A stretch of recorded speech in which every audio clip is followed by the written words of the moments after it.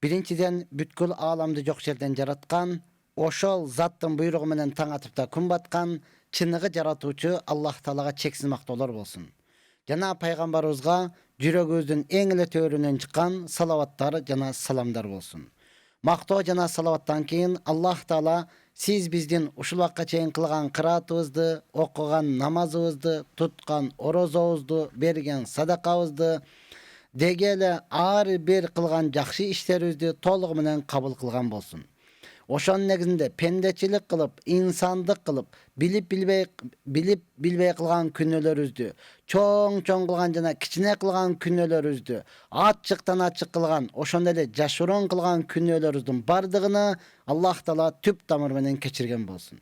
Чындыгында Аллах Таала мээримдүүлөрдүн мээримдүүсү, Аллах Таала ырайымдуулардын ырайымдуусу, Аллах Таала кечиримдүүлөрдүн кечиримдүүсү.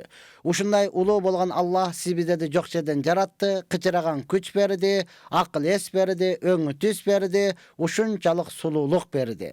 Жана эки дүйнөдө бактылуу болсун деп дин берди. Жана Аллах Таала Кур'ан-ы Каримде өзү ачык айтты: "Вала ин шакарутум ла азиданнакум." Эгерде силерге берилинген нерсеге силер шүгүрчүлүк кыла турган болсоңор, анда мен силерге сөзсүз көйүтүп берем деди. Ошондон урматтуу Насихат радиосунун угуучулар, сиздердин назарыңыздарда кайрадан эле мен Бактияр Шарапов, алхамдулилла, бушул жаңы жылда 2022 жылдын 5-күнүндө кайрадан сиздер менен жолугуп отурганыбызга Аллах Таалага чексеген мактоолорду айтабыз жана пайгамбарыбызга салават жана саламдарды айтабыз.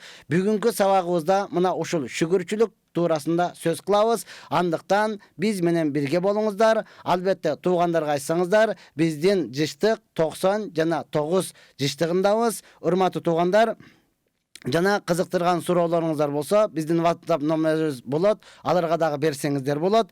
Андан кийин урматтуу тууган, албетте бүгүн бизде жакшы сөзүбүз бар. Ата бабабыздан калган той болот, тойдун эртеси дагы болот дегендей, чынында эле жаңы жыл дагы болду, анын эртеси дагы болду. Өлбөгөн жан үчүн мына ошентип 2022 жылдын 5-күнүн дагы бүгүн жашап койдук. Бул күн кетти.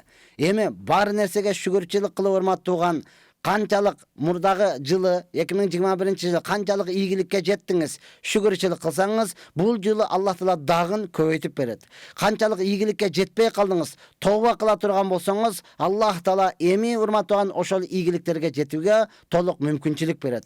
Мына ошондон Аллах Таала Кур'ан-ы Каримде өзү айтат: "Вала ин шакарутум ла азиданнакум." Эгерде силер ар бириң кандай абалда болбосун, бар нерсеге жеткен ийгилигиңе шүгүр кыла турган болсоң, мен сага сөзсүз көбөйтүп берем дейт. Эгерде шүгүрчүлүк кылбасаңыз, наразычылык болсо, кайрадан эле мына ошол арыздануу, жек көрүү жок болуп атат, кымбат болуп атат, болбой жатат, кантем мен эл эле антып атат, эл эле мынтип атат, мен эле калып кетип атам деп арыздана бере турган болсоңуз, Аллах Кур'ан-ы Каримде айтат: "Вала ин кафартум инна азабла шадид." Эгер силер шүгүрчүлүк кылбасаңар, анда менин азабым өтө каттуу дейт. Эгер бар нерсеге шүгүрчүлүк кылбастан, балким арызданып, кайрадан дагы өзүңүздүн арыз муңуңузду айтып, бар нерсеге шүгүрчүлүк кылбасаңыз, Аллах Таала андан 5 бетер абалга түшүрүп коюуга кадыр зат. Аллах Таала андан 5 бетер абалга түшүрүп коя алат.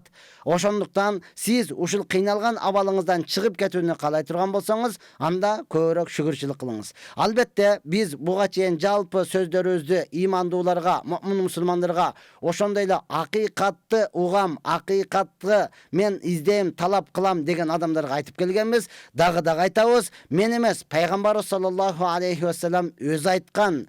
Имандуулар, муъмин мусулмандар туурасында пайгамбарыбыз саллаллаху алейхи ва саллям не дейт?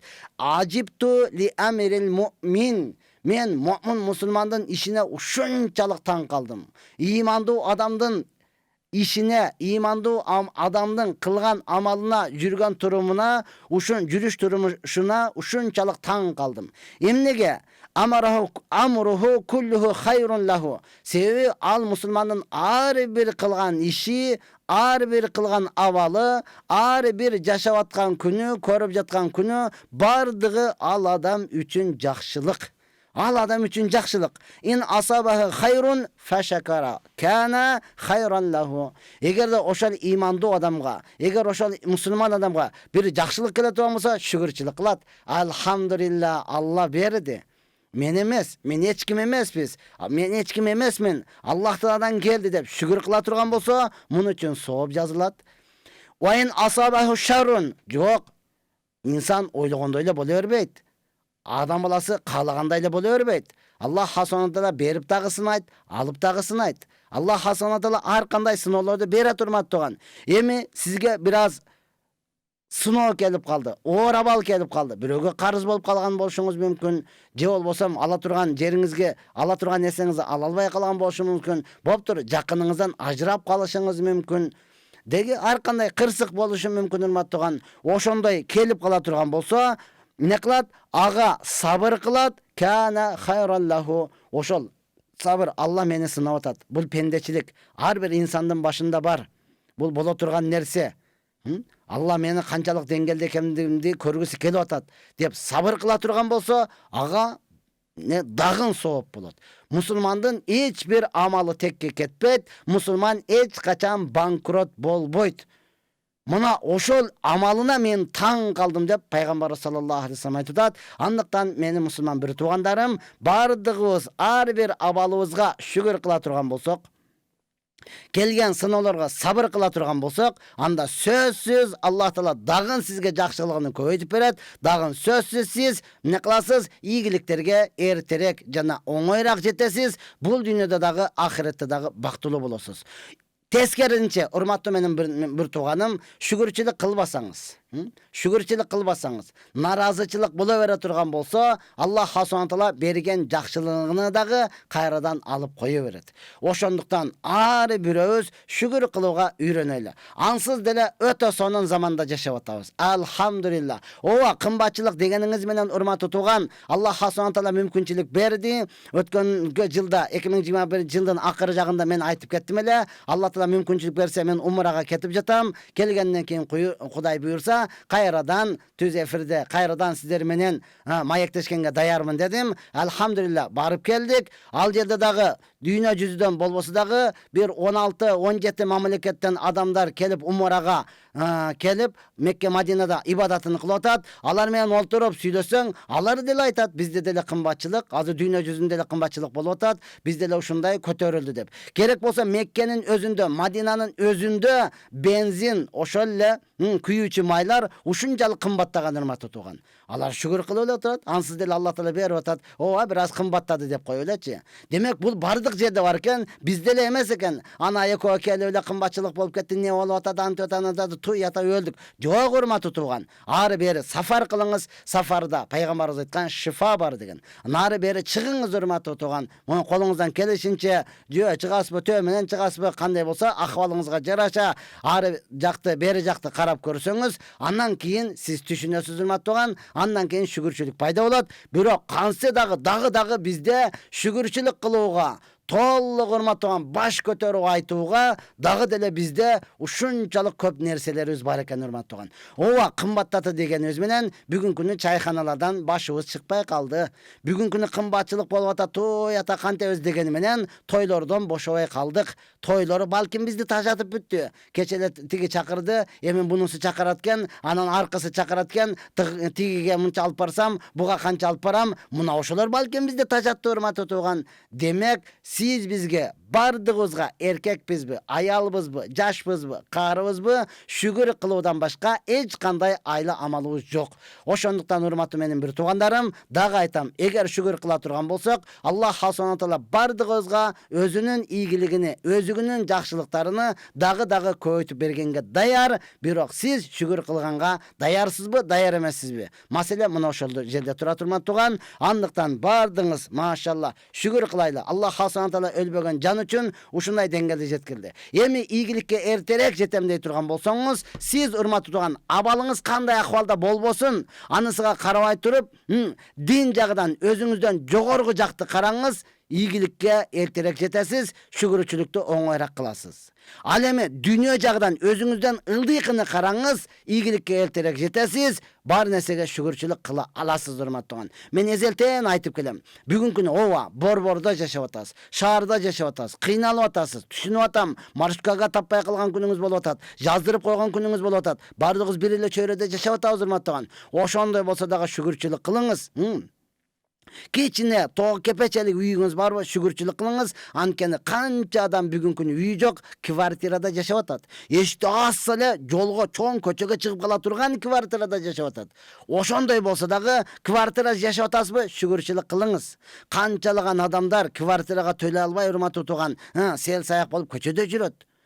Алар менен сүйлөссөңүз, алар айтат: шүгүр дейт, курсагыбыз ток. Эптеп эле кыштан чыгып ала турган болсок, жер бети биздин үйүбүз, каалаган жерде жатып кете беребиз. Мына кышта гана бир аз суукта үшүп калышыбыз мүмкүн. Ушул эле бизди кыйнайт. Болбосом жашообуз эркин дейт, Мынаны караңыз, урматтуу. Мына ошондуктан биз кантип анан шүгүрчүлүк кылбай калайлы. Ошондуктан, урматтуу туугандар, албетте биз дагы айтабыз, биз Насихат радиосунда 90,9 жыштыгында түз эфирдебиз. Андыктан, урматтуу туган, ар бирибизге кызыктырган суроолоруңуз болот болсо, бизге берсеңиз болот. Эми эң негизгиси шүгүрчүлүк. Караң, Муса алейхиссалам, Муса каламулла, Алла Таала менен түзмө-түз сүйлөшкөн пайгамбар. Аллах Таалага кайрылып айтып атат: Аллахым, мына Адам алейхиссалам кантип сенин берген белектериңе шүгүрчүлүк кыла алат? Неге? Анткени Адам алейхиссаламды Аллах Таала өзү колу менен жаратты. Өзүнүн рухудан рух, жан берди. Жана бейиште жашатты. Ошондой эле жалпы периштелерди Адам атабызга сажда кылгыла деди. Аллах Таала Адам атабызга ушунчалык көп неамат, белектерди берди. Ушуну кантип шүгүрчүлүк кылат деген учурда Муса алейхиссаламга жооп катарында Аллах Таала айтып атат: Я Муса, алима Адаму анна залика минни فحمدني عليه فكان ذلك شكرا لما صنعت إليه. Musa, Adam атабыз, Адам алейхиссалам, мына ушул нерселердин бардыгын Алладан деп билди. Мен кыйын болгондугум үчүн, мен башты иштеткендигим үчүн, мен көбүрөөк окугандыгым үчүн, мен жетишкендигим үчүн, мен тырышчактыгым үчүн деген жок. Балким ушунун бардыгын Алла Таала мени жакшы көрүп, Алла Таала эмне кылды? Мага берди деп Аллах Таалага мактоо айтты. Алла, сага мактоолор болсун. Мени жок жерден жараттың, кычыраган күч бердиң, акыл эс бердиң, өңү түс бердиң, ушунчалык сулуулук бердиң. Алла, караңыз, мына ушундай колдорду берди, атсаңыз ачыла турган, жумсаңыз жумула турган, ар бирин өзүнчө көтөрсөңүз көтөрүлө турган, ушундай колдорду бердиң, көрө турган, бардыгын сиватнай кылып чорни берди, бардыгын бирдей кылып көрсөтө турган көз бердиң. Алла, сен кылдың деп Аллахтан деп билди. Мына ошол мен берген нерсеге шүгүр кылган болуп эсептелет деди.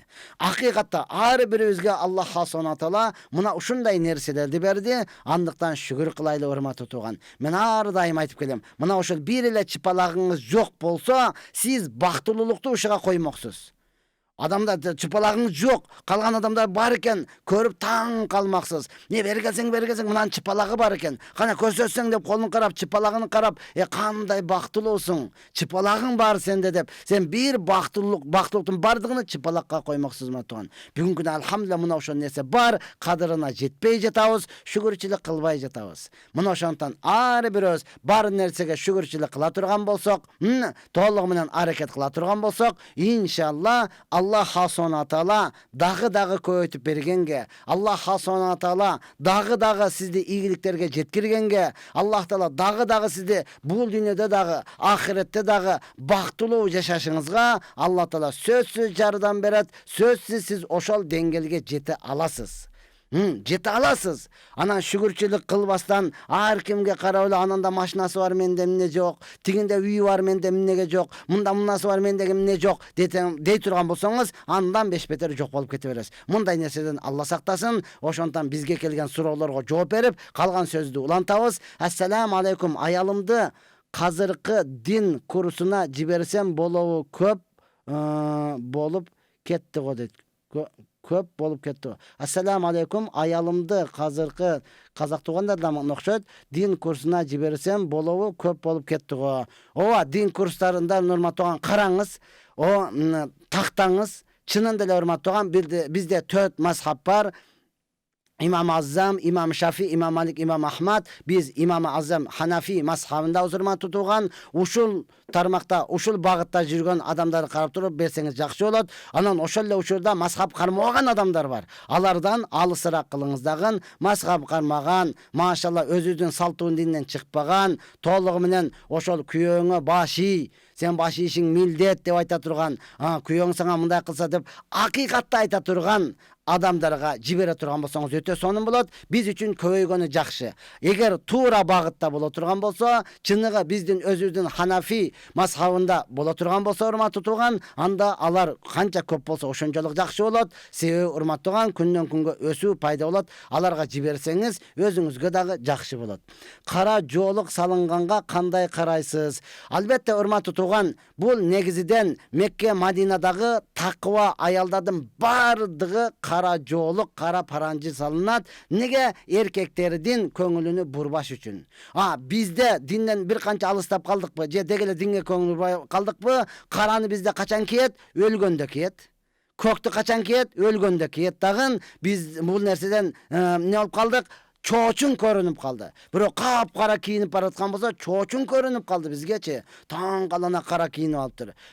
Ошондуктан ооба, элди дагы чочутпастан пайгамбар саллаллаху алейхи вассалам айткан: "Яссиру ва ла туассиру, ва башширу ва ла тунаффиру." Силер жеңилдеткиле, оорулук кылбагыла, силер сүйүнүч кабар бергиле, үркүтпөгүлө, качырбагыла деген. Ошондуктан ооба, эгерде чынында эле элдин салт жактырбай турган болсо, саткалабай турган болсо, аны жоолукту кара жоолук салынбастан агы бар, кызылы бар, жашылы бар, же болбосо бир түсү жок эле, эч кимди бурбай турган, өңү жок эле бир нерселер бар. Ошолорду салып, авратыңызды жаап ала турган болсоңуз, бул толугу менен болот. Сиз фарызды аткарган болуп эсептелинесиз.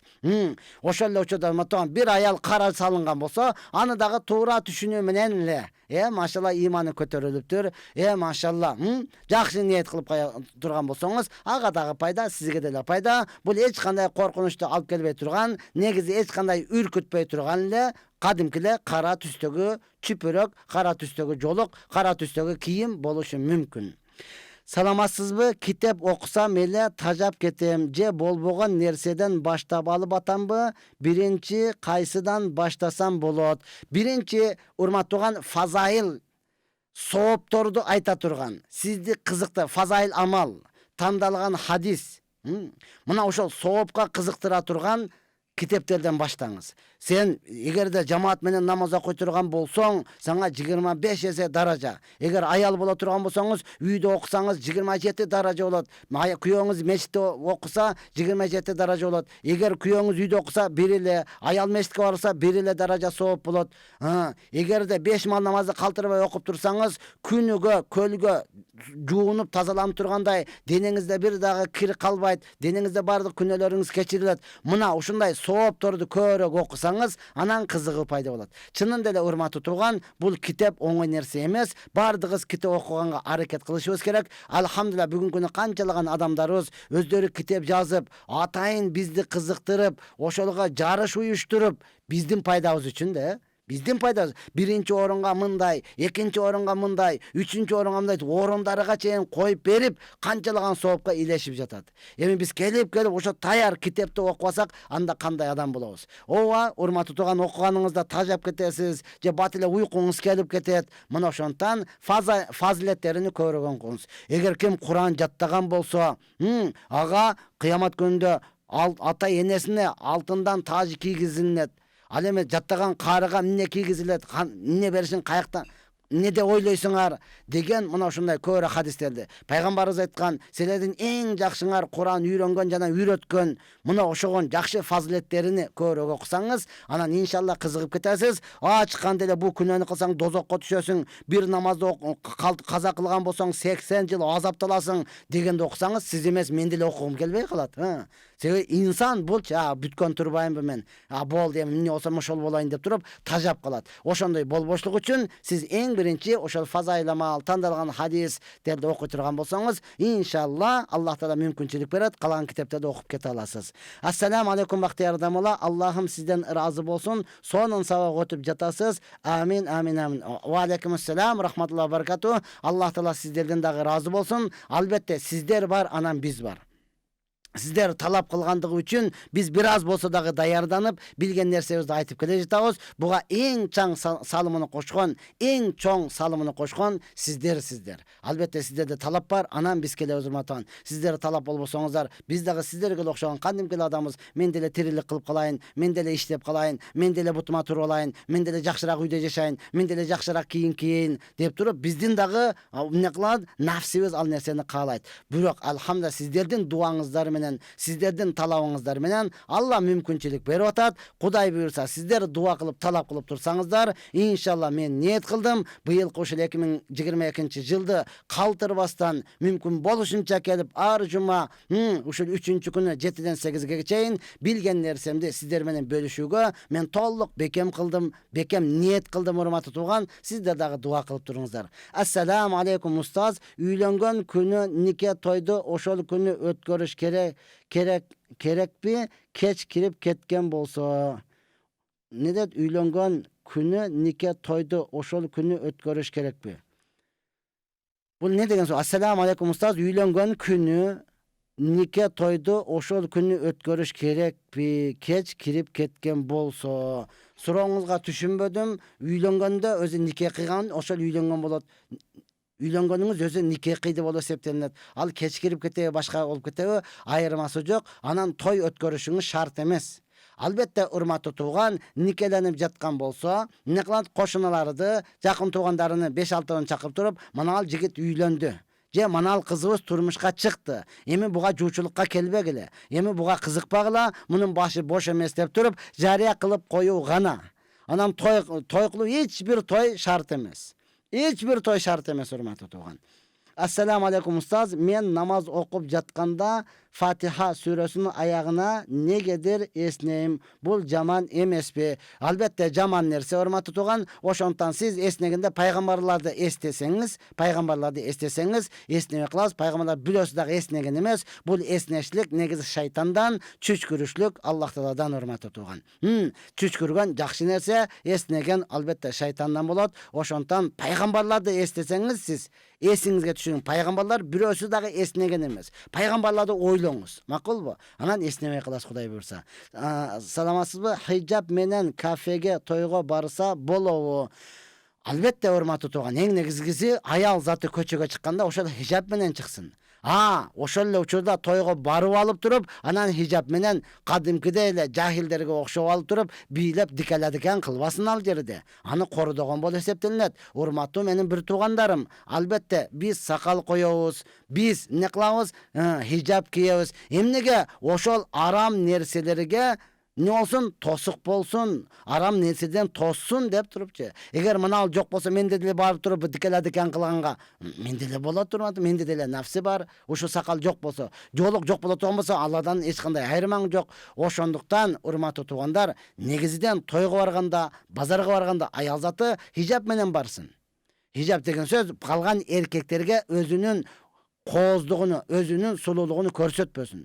Эми албетте тойго барганда дагы, ресторанга, кафеге, тойго барганда аялдар менен отура турган болсо, эркектер менен отура турган болсо, мына ал шариятка ылайыктуу нерсе болот. Ошондон мен молдо башым менен чынында эле адамдар адал той кылыш кыйын, мындай кылыш өтө оор, мындай болбойт дегендиги үчүн 2,5 жыл ушул молдо башым менен тамада болуп иштеп, тойлорду апарып көрсөтүп бердим да. Манандай кыласыңар, манандай кыласыңар. Болду, эми ушинте бергилеп. Алхамдулилlah, бүгүнкү ошол эле ырчы Майрамбек Осмонов айтсаңыз, сонун кылып не кылып өткөрүп берет. Ошол эле акындарыбыз бар, Идрис акыныбыз бар эле, ал эми четке чыгып кетти окуш үчүн. Алла Таала ийгилик берсе келет. Ошол эле Жеңиш бек автомат акын деп коебуз. Ошол эле калган акындарды ушинтип өткөрүп бер десеңиз, алар тамада болуп туруп, сонун кылып өткөрүп бере алат.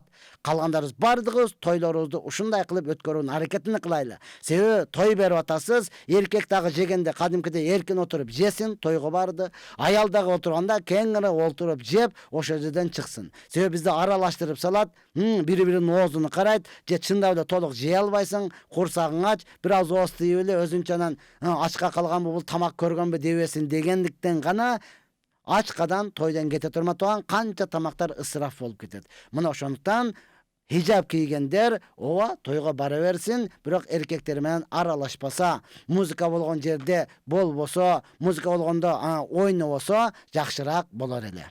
Саламатсызбы? Хижаб менен кийинки суроо. Кандайсыздар? Менин түшүмө көп өзүмдүн өлүгүмдү жана мүрзөлөрдү көрөм, анан дагы мүрзөгө коюлган эстеликтер кире берет. Эмне кылсам болот? Түшүңүз түлкүнүн богу, эч качан коркпоңуз. Албетте өзүңүз дем салып жатыңыз, уктаганда өзүңүзгө дем салып жатыңыз. Анан ошол түштү көргөн болсо, түштүн дуасын окуңуз. Түштүн дуасы: Я Аллахым, мени шайтандын жамандыгынан жана түшүмдө көргөн нерсенин жамандыгынан сактагын деп дуа кылыңыз. Кудай буйрса, булар мындай түштөрдү көрбөй каласыз, түш көргөнгө дагы жетишпей каласыз. Мен таң кала берем да адамдаргачы, түш көргөн ушунчалык бекерчисизби? Түш көрдүм десе эле таң калып, кантип сен түш көргөнгө жетишесиң да? Түш көргөнгө, ооба, түш көргөн жакшы нерсе, урматтуу тууган. Түшүңдө бейишти көрсөң, түшүндө сахабаларды көрсөң, түшүндө пайгамбарларды көрсөң, түшүндө Аллахты көрсөң, түшүндө дин менетин көрүп дават кылып жүрсөң, өтө сонун нерсе. Ошондуктан түш жөнүндө айткандык үчүн, урматтуу туугандар, эскертүү. Биздин устаздарыбыз, биздин аалымдарыбыз, биздин илимдүүлөрүбүз элибизге, жерибизге, мамлекетибизге ушунчалык күйгөндүктөн күндүзү дагы мээнет кылат. Түнкүсүн дагы бир аз уктап туруп, түндө туруп алып, ыйлап дуа кылат. Сиздин тирүү жүргөнүңүздө дагы эгер таанып көрүп жүрбөсө, отурган жерде дават кылат. Тааныбай, жетпей, алыста калган же алысыраак калган болсоңуз, керек болсо түшүңүзгө кирип дагы дават кылат. Намазыңды башта, мына жаманыңды ташта деп, керек болсо түшүңүзгө кирип дагы дават кылат. Качан сизде талап боло турган болсо, качан сиздин жүрөгүңүз таза боло турган болсо, урматтуу тууган. Бул акыйкат нерсе, бул бар нерсе. Мына ошондуктан ар бирөөбүз не кылайлы?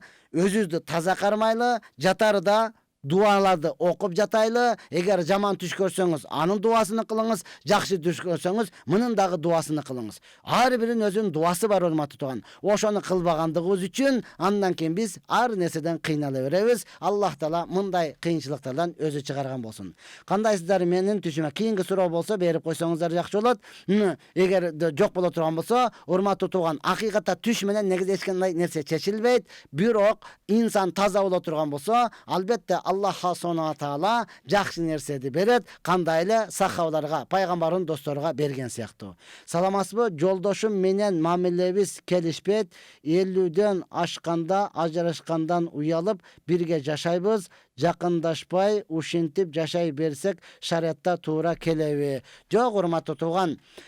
Я Аллах, Аллах таала өзү ийгилик берсин. Эми 50ден ашканда, ооба, турмуш өткөндө мен өзүм келинчеге менен отурсам, бизде деле болот да эмичи. Бир аз ал деле таарынгансып, огороддун аркы башына отуруп алды, мен берки башында отурсам, Аллахтан болуп бирөө телефон чалып калды да.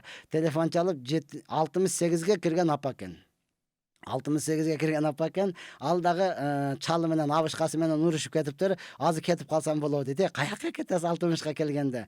Десем, кызымдын үйүгө барам, анан ошол жакта небелеремди карап турсам, өзүгө келип калабы дейт. Анан боло берет, бирок азыр айтып кеттиң, айтпай жөнүнө таарынып кетип калганда эми болбойт. Себеби эркектин уруксатсыз көчөгө чыгып кеткенде болбойт. Андан кийин, урматтуу тууган, урматтуу эжекем, сиз тапшырганда нафсиңизди мен тапшырдым деп эки адам күбөлүк берген, абал кабыл кылдым деген. Ошондуктан пайгамбарыбыз айтат, эркек аялыны чакырганда кел дегенде барыш керек, урматтуу тууган. Ал менен шариат иши болуш керек деген сөз. Ооба, карыды ал деле каалабай калды, бул деле каалабай калды. Сен наракта жата бер, мен мынакта жата берем деп турган болсо, анда ыраазы боло турган болсо, эч нерсе эмес. Ошентип жатсаңыздар боло берет. Бирок каарыганда эми, урматтуу тууган, биздин ата энелерибиз дуа кылат эле. Азырга чейин энем дагы айтат, каарыганда пейли куюң кетпесин деп дуа кылгылачы дейт. Чынында эле каарыганда пейил кете турган болсо, болсо бул жакшы нерсе болбой калат. Ошондон Аллах таала мүмкүнчүлүк берсин. Эми караганда чокушпай толугу менен бири-бириңиздерди урматтап, сыйлап, ал көтөрүлө турган болсо, сиз түшүп берсеңиз, болду. Эми чынында эле бир аз чыдап кое турган болсоңуз, Чубак ажы айткандай, бири наргысы же бергиси кетет, ошондон кутуласыз, арман кыласыз, бирок кеч болуп калат. Азыр дагы эгер наргы бөлмөдө жата бер, мен биякта эле жатам, мен бияка эле жатам деп күйөөңүз кирип кеткен болсо, анда өтө жакшы. Жок, кел десе, сиз таарынып келбей койгонго укугуңуз жок. Барып туруп ошол жерде эмне кыласыз? Баягы чычкан, мышык чычканды жегенде көзүнү жумуп алып жейт экен го. Биз ойлойбуз өтө рахаттап жейт. Жок, жийиркенден көзүнү жумуп алып жейт экен да. Сиз деле ушунчалык тажаткан болсо, көзүңүздү жумуп алып, адасыздан ошол жерде жата бериңиз. Кудай буйруса жакшы болуп кетет. Я Рабби, саламатсызбы? Эмчектеги баласы чарчап калган аял чачын өрттөсө болобу? Өрттөсө баланын арабагы отко түшүп кетет деп укканмын. Я Аллах, жок. Эмчектеги баласы чарчап калабы, дегеле атасы чарчап калабы, кимиси чарчап кала турган болсо, бул адам баласы ушунчалык урматталган, адам баласы ушунчалык сыйланган, адам баласынын ар бир мүчөсү урматтуу, ар бир мүчөсү сыйлуу. Ошондон бул чач сиздин мүчөңүз болуп эсептелинет, чач сиздин көркүңүз болуп эсептелинет. Аны урматтаган, негизи аялдын заты чачка тийбеш керек. Эгер көп эле узун болуп, желкеден ылдыйраак кыркканга күйөөсү макул болот болсо, кыркасыз, аны дагы өртөбөйсүз, аны көмүп коесуз. Тырнактарыңызды дагы өртөбөйсүз, көмүп коесуз. Эч бир адамга чачыны, тырнагыны, дегеле кайсыл бир мүчөсүнө өрттөшлүк бул уруксат эмес. Өрттөбөйсүз, күнөөкөр болосуз. Албетте эми эмчектеги балаңыз чарчап калган болсо, анын күйүтүүдөн ташташлык жок. Урматтаган, эмчектеги балагыңыз чарчай турган болсо, анда энелер сүйүнсүн, энелер кубансын, энелер болду, мени дозоктон парда болуп бейишке алып кете турган ахиреттик балам бар деп сүйүнсүн. Ооба, жаш наристе эмчекте жытыга той элексиз, ушунчалык көтөрүп кыйынчылык менен көз жарып алдыңыз эле, жакшы көрөт элеңиз. Алла сизден дагы жакшы көрөт экен, эртерээк алып кетти. Ал сөзсүз бейишке түшө турган сиздин ахиреттик балаңыз болот. Ага эч кандай кайгырбастан, балким кубаныңыз урматтуу турган, балким сүйүнүңүз. Анткени пайгамбарыбыз саллаллаху алейхи ва саллям айткан, кимдин 3 наристеси дүйнөдөн ошентип жаш кезинен өтүп кете турган болсо, ал адамдын бейишке кириши важип деген. Сахабалар экөөчү дегенде экөө болсо дагы, бирөөчү дегенден уялышкан, урматтуу турган. Мына ошондон алар эмне кылат? Сизди иншалла дозокко парда болуп, атам кирмейинче, апам кирмейинче мен эч качан бейишке кирбеймин. Мени дагы эмне кылан? Антпесе алар кирбей турган болсо, мени дагы тозокко таштаган дейт. Алла таала адилеттүү зат, эч качан ал наристени тозокко таштабайт. Аны менен кошо сизди дагы бейишке алып кирип кетет. Ошондон ага сабыр кылыңыз. Сабыр, пайгамбарыбыз айткан, иннама сабру инда садаматул ула, сабырдуулук биринчи соккусунда деген. Биринчи өлдү, чарчап калды дегенде сабыр кылыңыз, макулбу? Анан апарып көмүп, чачыңызды өрттөп, тытынып, арадан бир ай өткөндөн кийин пендечилик, Кудайдын иши экен да, муну кафир да кайталат. Мунун иманы жок да кайталат. Имандуусузбу? Ошону биринчи соккусунда сабыр кылыңыз. Алла таала бардыгыбызга жеңилдик берсин. Эмчектеги чарчап, кийинки сурооду берсеңиздер жакшы болот. Чарчап калган балага Курандын сообун багыштаса болобу? Эмчектеги чарчап калган балага Курандын сообун багыштасаңыз болот, бирок булар муктаж эмес. Сиз Курандын сообуну ата энеңизге, бир туугандарыңызга, жакындарыңызга багыштаңыз. Жок, алхамдулилlah, ата энеңиз тирүү, керек болсо чоң ата, чоң энеңиз тирүү. Анда ошо тирүү кезинде ошолорго дагы багыштай бериңиз, урматтууган. Адамдар менден таң калып сурайт, кече ажылыкка барганда, умрага барганда менден сурайт. Куран 7 жол таваф кылып, сону кимге багыштайбыз дейт. Мага багыштагыла. Десем таң калат, сиз тирүүсүз го дейт. Тирүү кезинде багышта, эртең өлгөндө ала кетсин аны, урматтуу тууган. Тирүү кезинде багыштай бериңиз, ошолор муктажыраак. Мен муктажмын, урматтуу тууган. Тирүүлөргө дагы багыштасаңыз болот. Жаш эмчектеги балдар, булар күнөөсү жок, булар муктаж эмес. Ассаламу алейкум, гусул ала турган сууга кол салып койсо болобу, ысык же муздак экенин билиш үчүн? Ооба, эгер колуңузда нажас жок болсо, бир аз учуну салып билсеңиз болот, урматтууган. Болсаңыз боло берет, ысык сууну билишлик үчүн ал эч нерсе болбойт. Ya Rabbi, albatta hurmatlagan öte sonun sorular, kerekli sorular hurmatlagan. Çınında ele kebir sorulardı bergende siz emes men dele oylanyp kalıp atam. Çınında ele hurmatlagan bilbegen nerseni bilgenlerden suraşlık, bul özü ilimdүүлүk hurmatlagan. Eger bilbeseňer bilgenlerden suragala dep Allah Hasan özü höküm bergen. Oşonduktan sözsüz bilbegen nerselerdi surap, bilip, üýrenip oşoga amal kıla turgan bolsok, Allah Taala sizge dagı, maga dagı toluk jardan bere turmatdygan. Allah Hasan Taala sizdi dagı, meni dagı iyigilikке жеткет. Assalamu aleykum. Süýgen kızıma kanday mamile kılıç gerek? Maga azır жооп beriňçi. Azır sizge жооп berem hurmatlagan. Süýgen kızıňyzga ata-eneňizdi jönötüňiz. Sizdi dagı süýe turgan bolsa, erterek üýleniňiz. Anan bardyk koluňuzdan kelgen jakşy mamuleňizdi oşoga kılıňyz. Jok, ata-eneňiz bilbet, anın dagı ata-enesi bilbet. Je bolmasa mal sizdi süýbet, aga patkot kıla berbeň, aga çurkay berbeň, күнөкөр болуп эсептелесиz. Күнөкөр болосуз. Ова урматтуулган бизде көбүнчө айтылат. Сүйүү өзү никеден кийин башталат чындыгы сүйүү. Чындап эле нике болгондон кийин анан чындап эле жакшы көрүп, урматтап сыйлаган болсоңуз, сиз чындап эле сүйгөн болуп эсептелесиз. Никеден кийин анан кийин адашыптырмын, шашылып алыптырмын дейт турган болсоңуз, анда урматтуулган кеч калып калган болосуз. Ошондуктан эң биринчи сиз не кылыңыз? Аракет кылыңыз дагы. Чындап эле жакшы көргөн болсоңуз, ата-энеңизди жуучулукка жөнөтүңүз. Ал менен көрүшүңүз, жаккан болуп экөөңүздөр бири-бириңизге дал келген болсо, эртерээк үйлөнүңүз, анан кандай мамиле кылып, жакшы мамиленин кандайын кылсаңыз дагы ал татыктуу. Бардык жакшылык ишке ошол сүйгөнүңүз татыктуу, бардык жакшы мамилеге татыктуу, ошол колуңуздан келишинче жакшы мамилеңизди кыла бериңиз. Ya Rabbi, mına ошондой кызыктуу суроолор менен биргеликте алхамдулилла биз Насихат радиосунда 99 жыштыгында сүйлөшүп жаткан учурубуз. Урматтуу менин мусулман бир туугандарым, акыйкатта биз ар дайым Кудай буйрса, мына ошол ар жуманын 3-күнүндө саат 7-ден 8-ге чейин ушул сиздер менен түз эфирде баарлашууга, билген нерсебизди айтышыбызга буйрса даярбыз. Ар дайым биз менен бирге болуңуздар. Андан бул жерде айтылган сөздөр Кудай буйрса ушул Марватовнун өзүнүн YouTube'дагы каналынан, ошондой эле биздин Нарк медиа каналыбыздан кайталап көрсөңүздөр болот. Кийинки чыгышыбызга дагын билбеген суроолоруңузду жазып даярдап койсоңуз дагы болот. Студияда бензин канча экен устаз? Саудияда бензин канча экен? Саудияда 2,5 риал экен. 2,5 риал болгондо аздын биздин акча менен доллар көтөрүлдү. Биздин сом менен 23, 46, 52 сом болуп калат экен. Мына ушундай 52 сом. Алардын өкмөтү дагы толук түшүндүрүптүр. Биз мына ошентип экономикабызды көтөрүп алайлы деп элге дагы туура түшүнүк бериптир. Эл бензин кымбаттады дейт. Биздин акча менен 56 сом болуп калат. 55, 56 мына ошондой. Анан алардыкы чынында эле я Алла ушунчалык машина көп, бензиндери таза, бир бензиндин бир саларканын жыты чыкпайт. Ошончо машина бир түтүн көрүнбөйт. Мен ойлоп калдым, алардын 92си биздин 98 эле болсо окшойт деп элечи. Канчалык кымбаттаган, бирок ошондой болсо дагы алар эмне кылат? Шүгүрчүлүк кылып туруп кенен.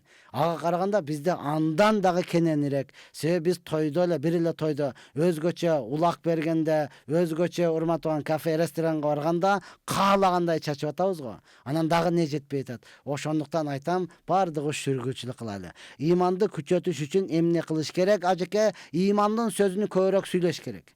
Кайсы нерсе жок болсо ошол нерсеге менет кылыш керек да, туурабы? Ошондой эле иманды күчөтүш үчүн сиз имандын сөзүнү көбүрөөк сүйлөңүз.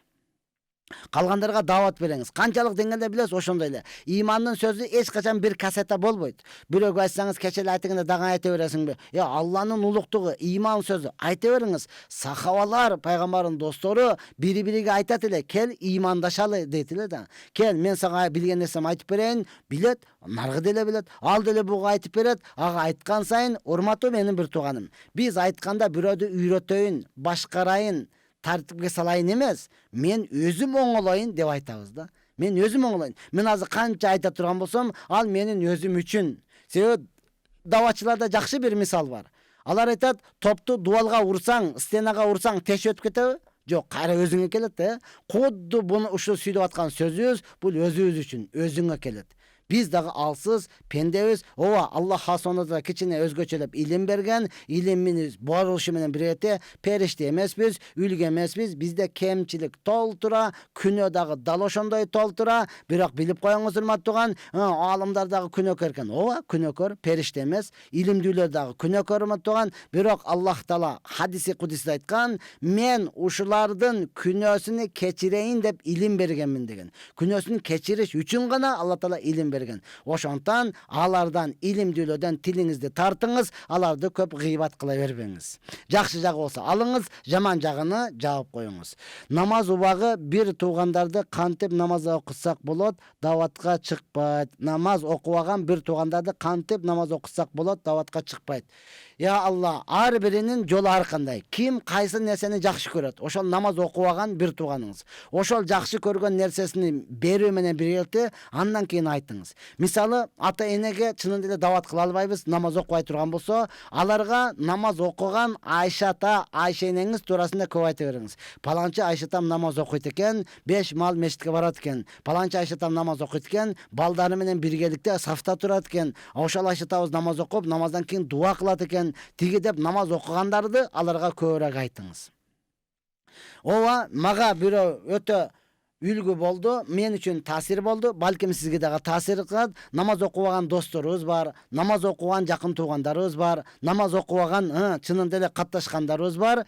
Бир адам айтып берип атат, мага өтө таасир болду, урматтуу, балким сизге дагы таасир болор. Dostu namaz okuyat eкен, bul özünün үй бүлөсү менен намаз окуйт. Ya Allah, özünün үй бүлөсү. Bir gün dostu telefon çalıp kaldı. Ya dost kayaktasın uydu. Ayaşçı. Ayaş. Aldak uydu ne oldu? Aytıp koy tamak kılıp dursun men baram. Boldu kele ver deptir. Deyip koygandan keyin үй бүлөсү менен кеңешиптир. Ana dost kele айтат, кандай кылабыз? Ал намаз окубайт. Дегенкен аял айтыптыр, кандай кылат элек? Аяш кайсы тамакты жакшы көрөт? Мен ошону кылайын. Анан мен анын алдыга отуруп алып мен дават бермек белем. Өзүңүз бересиз да. Мен тамакты жасайын. Макул бу макул. Чоң баласынан сурады, балам сен не дейсиң? Кандай кыласың? Айшатаң намаз окубайт, канткенде ошол намаз окуп калат. Десе баласы ойлонуп отуруп айтыр, анда мен ушул жай намазымды, намаз окуган жай намазымды Айшатама белек кылайын. Айшата мынага намаз окуп жүрүң деп белек кылып коеюн, балким окуп калат. Өтө жакшы. Экинчи баласынан сураптыр, сен не дейсиң? Десе экинчи баласы да ойлонуп туруп, Айшатам көйлө олтурабы? Билбейм, неге? Эгер көйлө олтуруп, пешин намаз убакыт болуп калса, мен кумганга сууду даярдап келип, Айшатама берейин. Айшата, мынеке суу даяр. Не кылам? Тарат алып келиң, пешин болду, намаз окуйл деп айтайын. Барып дарат алып келсе керек. Же уруш бере. Жок эми сен урушпаса керек. Макул, өтө сонун фикир. Ушуну кылайлы. Кызыдан сурапты, кызым, сен не дейсиң? Десе кызы дагы караңчы намаз окуган үй бүлөнүн фикирини, оюну. Кызы ойлонуп туруп, чоң байкем жай намаз берсе, бул суу даярлап берсе, сууду мен даярлап берсем жакшы болот эле. Бирок анын фикири макул, өзүгө неме кылсын. Мен таптым. Мен Айшатам келсе, патинкесини, чокоюну киремдеп, таптаза кылып жалтылдатып коеюн. Кандай дейсиз? Өтө сонун. Келгиле, ушундай кылабыз деп чечилди. Досу келди, эч нерсе менен иши жок, дардаңбай. Ассаламу алейкум. Кандай, жакшы. Аяш кандай, жакшы, жакшы. Тамагың пышайын деди. Азыр пышып калат, кеңири отуруп туруңуз. Болду, мына ошентип сөздөн сөз чыккандан кийин чоң баласы келиптир. Айшата, мына бул жай намаз сизге. Неге? Намаз окуп жүрүң. Дегенкен Айшатасынын дәми чыкпай калды. Жөнүнө кой. Ал бер, уулуң берди, ал. Майли, өмүрлүү бол балам, өмүрлүү бол деп кызарып, тазарып, сөзөгө уланып даган болгучу эле чынында эле пешин намазы болуп калган экен. Экинчи уулу келиптир. Айшата, мына суу даяр. Неге? Тарат алып келиң, намаз окуйбуз. Десе, досуну карайт экен, кабагын салып, сен айттыңбы дегенде. Анан бар, аяшуулуң берип атат.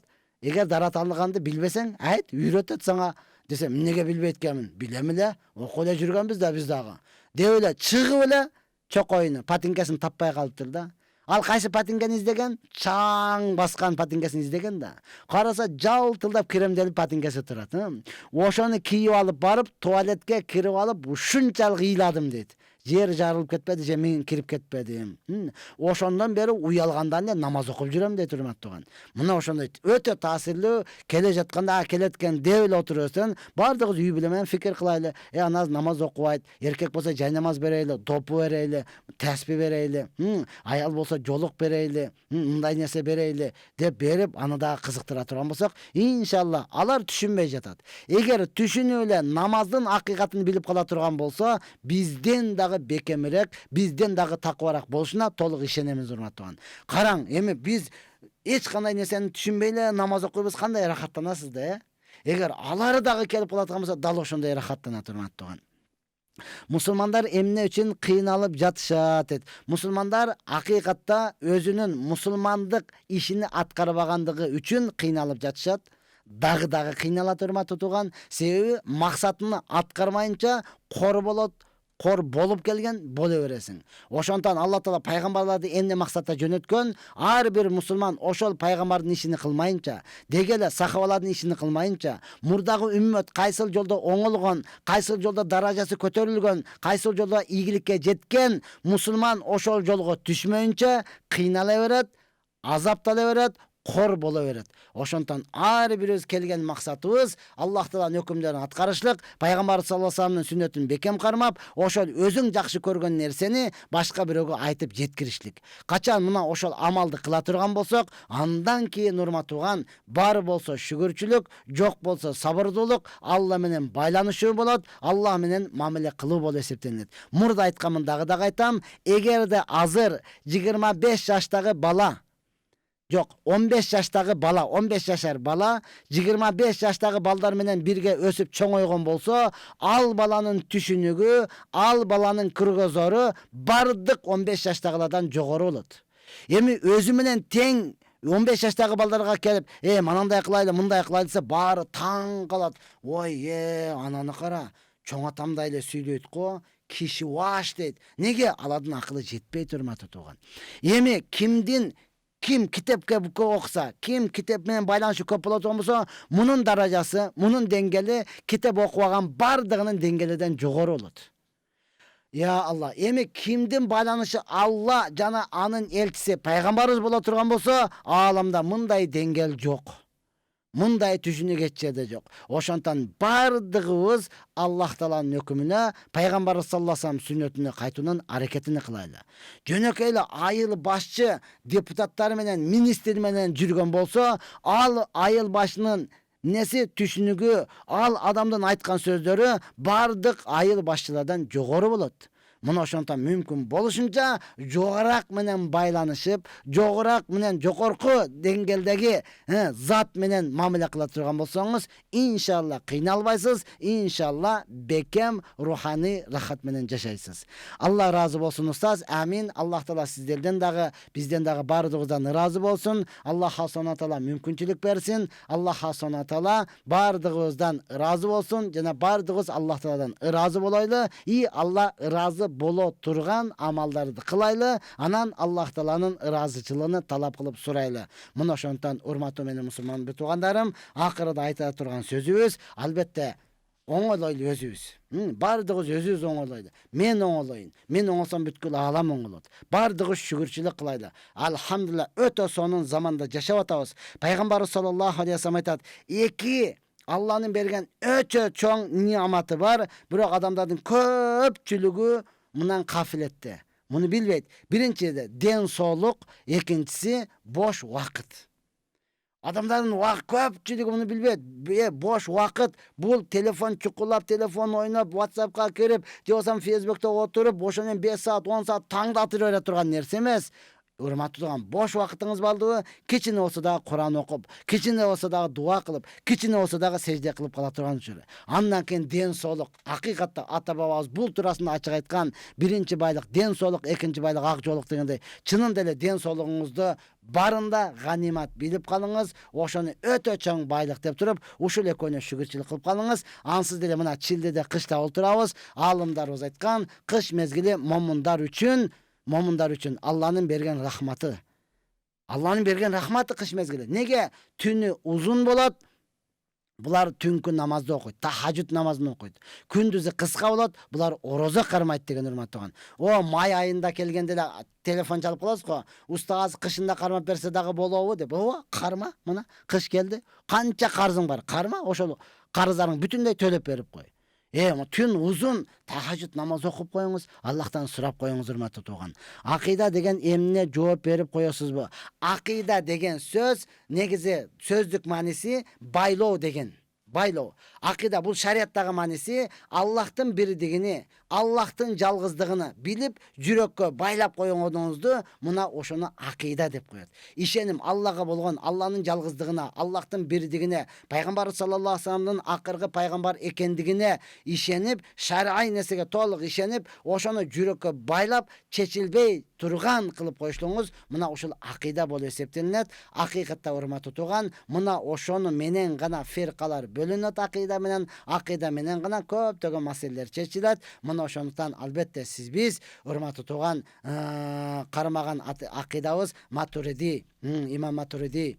Мына ошонун акыйдасындабыз, имам Азамдын Фихул Акбар акыйдасындабыз, урматтуу тууган. Көпчүлүгү таң калат, силер имам Азамбыз дейсиңер дагы, эмне үчүн имам Матуридини айтасыңар? Анткени ал ошол имам Матуриди имам Азамдын шакирти болгон. Экөө бир эле нерсени айткан, урматтуу тууган. Ошондуктан көпчүлүгү таң кала берет. Биз имам Азамбыз, силер Матуридисиңер, силер тиясыңар, тигилер силер мындайсыңар, акыйдаңарды билбейсиңер дейт, урматтуу тууган. Алхамдулилла, биз өзүбүзгө жараша окуп келгенбиз, картошка казып келген жокпуз, тезек терип келген жокпуз. Ошол, урматтуу тууган, сизге толук жардам бере албасак дагы өзүбүз түшүнүп, толук акыйданы түшүндүрүп бере алабыз. Урматтуу тууган. Мына ошондуктан мүмкүн болушунча ар бирөөбүз өзүбүздүн машалла имам Азам Ханафи мазхабындагы ошонун акыйдасындагы аалымдарыбызды, устаздарыбызды бекем кармап, ошолорду уга турган болсок, иншалла адашпайбыз. Иншалла динибизди дагы алдыга жылып, элибизди ынтымакта, биримдикте сактап кала алабыз. Я Рабби, мына ошентип урматтуу туугандар, биздин бөлүнгөн убакыттагы акырына келип калды. Мына ошондуктан эң негизгиси бардыгыбыз не кылайлы? Тобо кылайлы Аллах субхана тааладан. Я Алла, толук шүгүрчүлүк кылайлы. Ушул убакка чейин канчалык ийгиликке жеткен болсок, толук шүгүрчүлүк кылайлы. Жетпей калдыкпы? Тобо кылып Аллахтан кечирим сурайлы. Урматтуу тууган, акыркы сөзүм. Мурдагы учурларда свет өчөт эле, билебиз, Анан шам чырак деп коет, свеча, ошол жагылат. Апа кызыга айтып, кызым барып карачы, свеча канчалык калыптыр. Кечегидей өчүп калбасын. Барып көрүп келип туруп айтып атат, апа ушунча эле калыптыр. Апа ушунча эле калыптыр. Айткан жок, апа мананчасы күйүп кеттир деп айткан жок да. Неге? Ушунча эле, себеби күйгөнү күйүп кетти. Эми эң калганы бизге көңүлгө алына турган калган нерсе да. Биз колдонгон буюмдарыбызды, иштеткен оокаттарыбызды, нерселерибизди, жашап аткан күнүбүздү канча калганын, өзүбүзгө керектүү нерсени канча калганын бардыгыбыз билебиз. Бирок өмүрүбүз канча калды, аны билбейбиз, урматтуу тууган. Ошондуктан өткөнү макул өтүп кетти. Афаллаху амма салаф, Алла таала аларды кечирсин, калганын сапаттуу пайдаланып калайлы. Барыбыз айтат, бир мешок un алдым эле, жарымы калды. 5 литр май алсам, 2 литри калды. 5 килограмм картошка алдым эле, жарым килограмм калды.